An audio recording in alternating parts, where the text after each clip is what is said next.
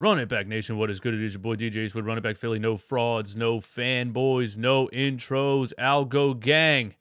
I need you to do your thing on the video. Hit the like button to push me through the YouTube algorithm. That helps out greatly. Subscribe to the channel if you're not subscribed already. If you watch these videos and you're not subscribed, that is fraudulent behavior. Turn your notifications on if you don't have them on, or if they don't work, turn them off, turn them back on, because YouTube notifications are weird sometimes. And put something in the comments. Anything, it doesn't matter what it is, your favorite emoji, it's all for the algo. All right, let's get into this. So last night, obviously, the Detroit Pistons smacked the Philadelphia 76ers smacked the Detroit Pistons, rather, 147-116. And I'm going to give my thoughts on the game a little bit here. And we live streamed the game last night, by the way, on YouTube and on playback.tv/runitbackphilly. If you want to watch the game live with me, in sync, beautiful audio, crystal clear video, playback.tv/runitbackphilly. It's awesome. It's great. Join us. But James Harden had an incredible game last night. He had 16 points, 12 rebounds, 16 assists on 6 of 7 shooting for a true shooting percentage of 94%. Now, the reason I got into a little bit of a beef with Denver Nuggets fans over this is because right here, my dude, Swipe a Cam, and by the way, me and Swipe a Cam are cool. I've had him on the show before. It's all love. It's just sports. You guys that go crazy and tell people to jump off a bridge or whatever because of sports, you're insane. That's ridiculous. We're just talking sports. We can disagree on sports. We can tell each other that you are insane. You're delusional. Your thoughts on this make no sense. Things like that. It's just sports. We're grown-ups. We can deal with this. You know what I'm saying? So Swipa, who again I respect, but his takes, his Jokic fanboyism is out of this world. Unbelievable. It's insane. Remember when he was live on this show and he said, you're living in the Jokic era? It's crazy. And he knows it's crazy, and I know it's crazy, and I'll tell him to his face that it's crazy, and he tells me that I'm a hater. It is what it is. Like I said, we're cool, so there's not some kind of real beef going on, okay? But I tweeted something because of this. The other day, Nikola Jokic had 14 points, 16 assists, 11 rebounds on 4 of 4 from the two-point range, 1 of 1 from 3, 3 of 3 from the free throw line for a total shooting percentage of 110.8. And he tweets, best in the world. And Nuggets fans are going crazy about this because of the fact that it was the most efficient game with having 16 assists of all time. But this is the problem I have with it, is that the advanced analytics skew reality. And here's what I mean by it. Because last night, James Harden, to my benefit, on the internet, had almost the same exact stat line. And so I used it to make a joke on Twitter and on TikTok, which, by the way, the TikTok video has 50,000 views right now, so go follow me on TikTok at RunItBackPhilly. So last night, James Harden had 16 points, 12 rebounds, 16 assists on 6 of 7 shooting for a true shooting percentage of 94%. And I tweeted this and said the single best game ever played in NBA history. And I did that as a joke because the fact that he only took 7 shots made his true shooting percentage 94%, which technically is one of the most efficient games while having 16 assists, 16 points, and 12 rebounds in the history of the NBA. But I'm just here to tell you that it doesn't actually mean that much. See, what I'm saying about the Jokic thing is that he's a 7-foot point guard. I'm not here to hate on Jokic. I think he's amazingly talented for his size. But in my opinion, he doesn't play like a center. He plays like a 7-foot point guard. So if you stand at the top of the key and just pass the ball around all day and get 16 assists, and then you only take 5 shots, you only take the most wide open, you only take the easiest shots, you're going to have an insane efficiency rating. But that doesn't make it the best performance that's ever happened in the history of the NBA. That just makes your efficiency percentage high because you didn't take any difficult shots. You understand what I'm saying? On the contrary, players like Joel Embiid have to take difficult shots all game long because he's trying to lead his team to victory. So I just don't understand when we started celebrating not taking difficult shots. When we started celebrating shying away. I grew up watching Allen Iverson, Kobe Bryant, Michael Jordan, etc. If there was a player in that era that shied away from all of the difficult shots and only took the 5 wide open layups, would we celebrate that player? Probably not. But this is the advanced analytics era. We're stuck here. This is what we have to deal with. That's why I started calling myself Eye Test Eastwood, bro. Can we get back to just watching the game? Anyway, that's what I said. That was the fun little tweet that I had. And then I made the video on TikTok, and it went a little bit viral. The funny part is somebody replied, this is my favorite comment of all time in the history of comments, somebody replied and said, Jokic only takes the easy shots because he is smart, unlike anyone in the state of Philadelphia. I'll let you guys handle that one, all right? So anyway, outside of that, the Sixers smacked the Detroit Pistons. It wasn't a close game, and I have a couple of thoughts on it. I don't want to spend too much time on it because really nobody cares, but you should care for a couple of reasons. The first reason is that the Philadelphia 76ers finally have all of their players healthy, okay? They get Joel Embiid back. Tyrese Maxey's back from that foot injury for a couple games now. James Harden's been back from the foot injury for a couple games now. So we finally have our whole squad at full strength, and what I wanted coming into this game was show me that you can take care of one of the worst 3 teams in the NBA like a championship contender should take care of that team. Remember when we got ran out of the building by the Houston Rockets earlier in the season? That's what I'm saying.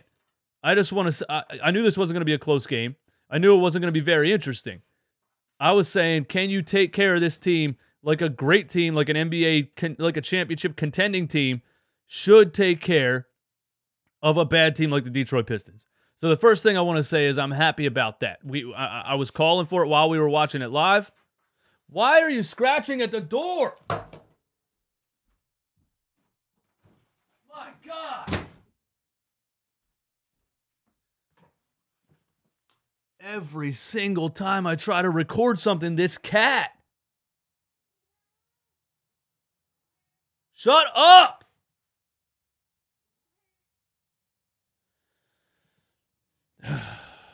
Anyway, all I wanted to see was, can we take care of a team like the Detroit Pistons, like a championship-level contending team should? And while we were watching it live, I was saying I want a blowout. I want one of those blowouts where you're up by 40 and you get to rest your starters in the fourth quarter. And that's exactly what happened. And that makes me happy. Okay? Other thoughts on the game? Joel Embiid, 36, 11, and an assist. I mean, it's Joel Embiid. Nobody on the Detroit Pistons can stop Joel Embiid. So that's a very normal game for Joel Embiid. If one of these other MVP candidates had a game like that, the mainstream media would be freaking out, but it is what it is. James Harden again, 16 points, 12 rebounds, 15 assists. Tyrese Maxey, nice game, 16 points. Tobias Harris, 14. And then everybody got to sit the fourth quarter, and the deep bench took over. Jaden Springer had some plays in the fourth quarter that were nice. I was saying, there's a couple things I was saying. First of all, I was saying we're not going to see Paul Reed anymore. Now that Embiid is back and PJ Tucker is back, Glenn is not going to play Paul Reed anymore. And if this wasn't a blowout, he wasn't going to play him. And, that's just a little bit crazy to me because Paul Reed, when Doc doesn't have any other options, comes out and has 16 points, 12 rebounds, 8 offensive rebounds, puts up just ridiculous numbers at the backup center position. But now that those guys are back, we're not going to see Paul Reed anymore. So hashtag free Paul Reed. It just is what it is. There's nothing we can do about it. Doc Rivers hates Paul Reed. I don't know why.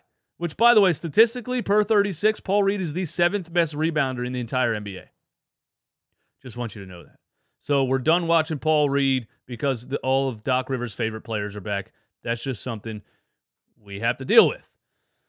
I was also saying, if somebody said in the live chat while we were watching the game, are we going to see Jaden Springer? And I was like, we better see Jaden Springer. We're up by 4. If we're up by 40 and we don't see Jaden Springer, that's ridiculous. I watch a lot of other NBA games on NBA League Pass. I see so many teams with so many young players getting playing time. Good teams. Whose coaches are not afraid to put a 21-year-old kid out there and see what he can do. Doc won't play Jaden Springer. It's like he's totally afraid to play him, forever. It's a 40-point blowout, and I'm saying, listen, bro, you have to put Jaden Springer in the game at this point. And he puts him in the game. And immediately, I think Jaden Springer had 6 points in like 2 minutes. Steals, fast breaks, finishes at the rim, offensive rebounds and putbacks. Jaden Springer was getting busy. 10 points in how many minutes? Where'd my stat sheet go? Where's the minutes at?